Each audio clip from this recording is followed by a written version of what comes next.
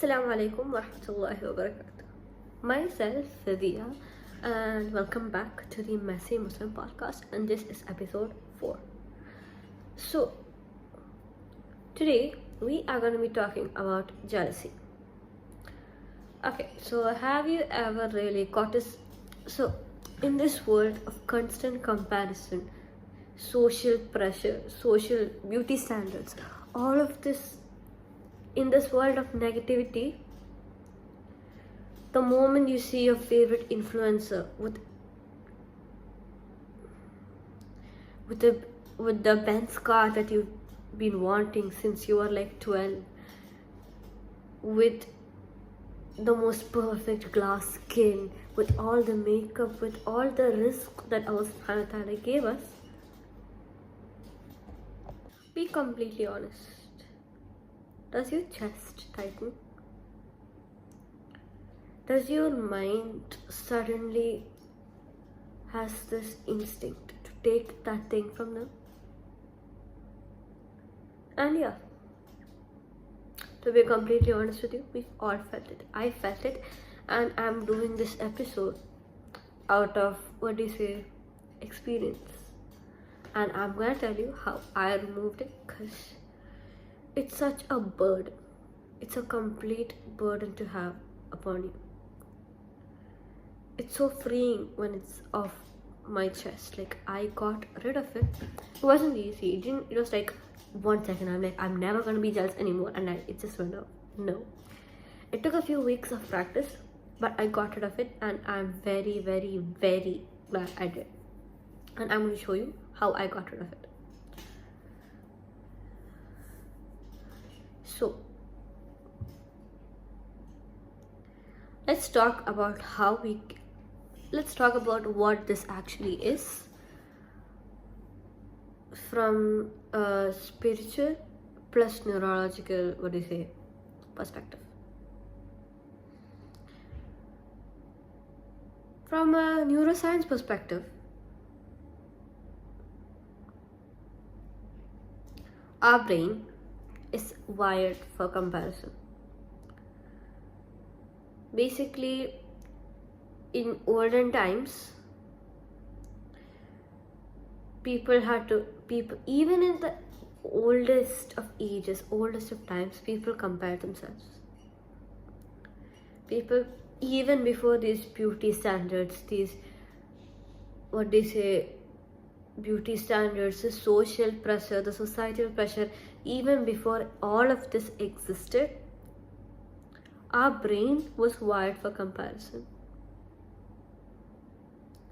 And then when we see a peer succeed, when we see a person succeed in something that you've been wanting for ages, that can trigger something. That can trigger a threat response in your amygdala. And that mini threat response can turn into bitterness, resentment, and a desire to see someone else fail. And that's how we cross into the territory of hasad, which means envy. And yeah, so today we're going to be breaking it down into how it revives your brain, destroys your spiritual state, and how we can hack our mind to print out. That's it. So yeah, let's begin.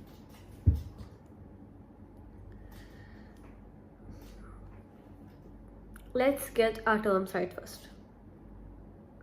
So, centuries before modern psychology exists, Islam made a clear boundary between two things that seem so similar yet at the same time so different: ghibta and hasad. So we're gonna use our palms too. So ghibta here is when you look at someone's success and everything, success, character, knowledge, achievements, and you think, mashallah, Ya Rabbi, please give it to me too. I want it too. Bless what they have and give the same blessing to me, Ya Rabbi. That's healthy. That's human. That's what you call ambition. But hasad is when you see the same blessing. Wait, let me look this side. Hasad is when you see the same blessing, but think, Ya Rabbi, I haven't gotten it yet. So please remove it from their life too. And in a psychological, looking through psychology, hasad keeps your head in chronic stress. Yeah. So, through this chronic stress, your prefrontal cortex can actually shrink. It actually starts shrinking. You stop seeing opportunities and how you can achieve something and start seeing what you don't have. Instead of seeing success as something you want to achieve, you start seeing it like, how can I explain this? You start seeing it like a hair in front of your face that you can't catch. You start seeing it like something that only others can achieve. And that's not healthy. That eats away at your heart. It floods your system with cortisol and anxiety. And that makes you obsessed with something that you in no way can control. Someone else's talent, someone else's plate. So one of the biggest things I want to remind yourself is to keep this quote in your head. If something is under your nose, but it's not written in your risk, even if the whole world tries to give it to you, you're not going to get it. But even if something is halfway across the world, or even in the moon, but it's written in your risk, you are going to get it. Think about that. I'll wait a second. I want you to really think about that. Okay? What you have and what you're gonna get has nothing to do with what others have and what others achieved. What you get are the result of your du'as. What they get is the result and your effort. What they get is the result of their du'as and their effort. And the Quran actually calls out this directly in Surah Nisa, verse 54. Or do they envy people for what Allah has given them from His bounty?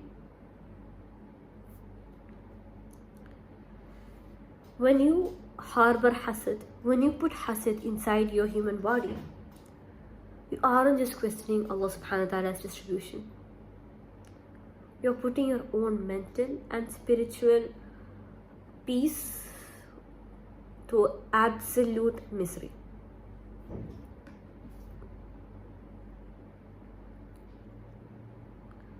So yeah, psychology can, really talk about the mental load, but the spiritual toll, Habibi, it's higher than most people would ever think.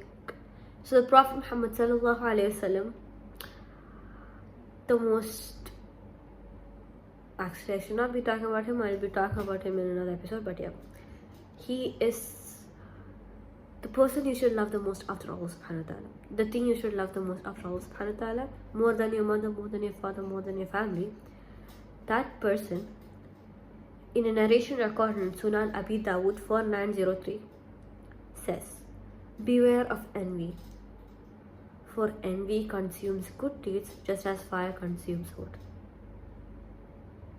Have you ever seen a forest fire?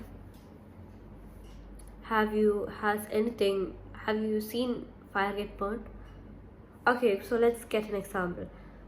So you're cooking something and you forget about it. This is very normal. Yeah, when you're like heating food, you forget about it. Yeah. And what do you see on the plate after you forget about it for ages? Complete blackness, right? Nothing. It turns into ashes. Think about that imagery. Fire burns wood. You can see I'm a big fan of trees over here. Yeah, so fire burns wood completely. Turns it into useless ash. All those hours of studying, gaining knowledge, trying to do good, hasad can burn through all of those. Just because your ego couldn't handle someone else winning. Think about how ironic that is. The person that you're jealous of is probably living their best life, peacefully sleeping, completely unaware that you are stressing, that you haven't reached there yet. You have to understand, your destiny is written by Allah subhanahu wa ta'ala. He gives you what you need at the exact instance in your life that you need it.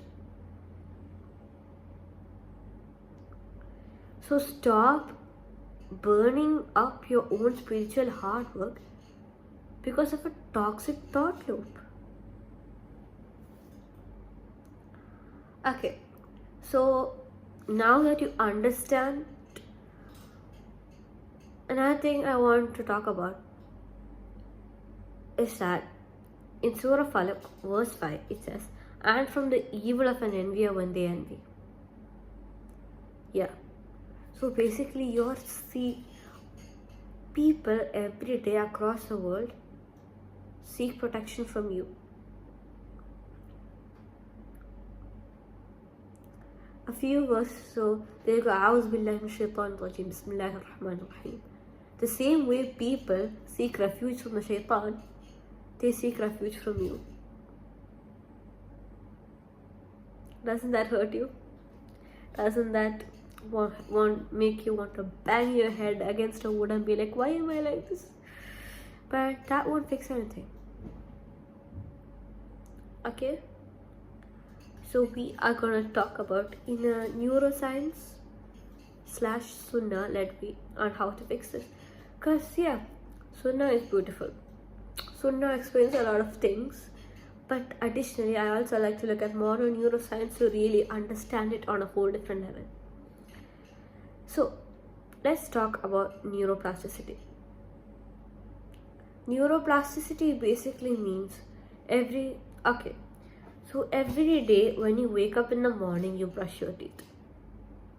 Simple, right? You do that every day, nothing bothers you from doing it. It's easy, you do it every day. Exactly. So this action of brushing your teeth every day, your brain has built a neurological pathway for it. So every time you do an action, your brain gets familiar to it. And the more familiar you are to an action, the more easily it will come to you. So if your brain is hardwired and in default to bitterness and comparison, you're gonna have to work pretty hard to actively break that neural pathway. So you may ask, what is a psychological hack? Psychological and sunnah based Islamic hack to kill hasad? So yeah, you're gonna not want to do this. This is gonna break your ego. You're gonna hate doing this, but this is the singular one thing that helped me more than anything. Trust me when I say this, I'm a person who struggled with hasad. I know. So I want you to make sincere dua for the person that you're jealous of. So imagine there's this girl named Fatima. So Fatima is very rich, and once upon a time you wanted her to lose her riches. And yeah, now that you've come to your sense after watching this podcast, of course, yeah, you want to remove that neural pathway of bitterness that was built on bitterness, hate, envy, to be revoked. So you're gonna say, Ya Rabbal Alameen, continue blessing Fatima with the riches that she needs. Let her help her go through the hardships, forgive her sins, and give what you gave her to me too, inshallah. Your ego hates it 100%. But if you force your tongue to say that, something wild happens. Psychologically, you're interrupting this toxic loop with deliberate altruism. And spiritually, you are replacing resentment with good, killing the disease at its root. And yeah, again, as daily shield for your mind and heart, go back to Surah Falak, and from the evil of an envier, when they envy, always recite Surah Falak first. It's a game changer. It protects you from everything bad. So yeah, you seek refuge from Allah from the disease and from having it fester in your head and absorbing the negative energy of others. So yeah, at the end of the day, your life is your own distinct path. What is written for you was never meant for anything else, and what you missed was never meant to be yours. The next time you feel that mental tightness when someone wins, you feel your face struggling to smile when someone tells you something, struggling to congratulate them, stop the loop, catch your brain in the act. Say MashaAllah, make dua for their barakah and your own mind and your good deeds.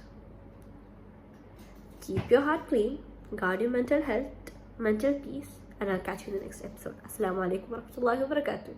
If you find this episode useful, please share it to people who you think this would help. Assalamu alaikum warahmatullahi wabarakatuh. I really enjoyed making this episode. Assalamu alaikum. This is the third time I'm saying that. Yeah, bye.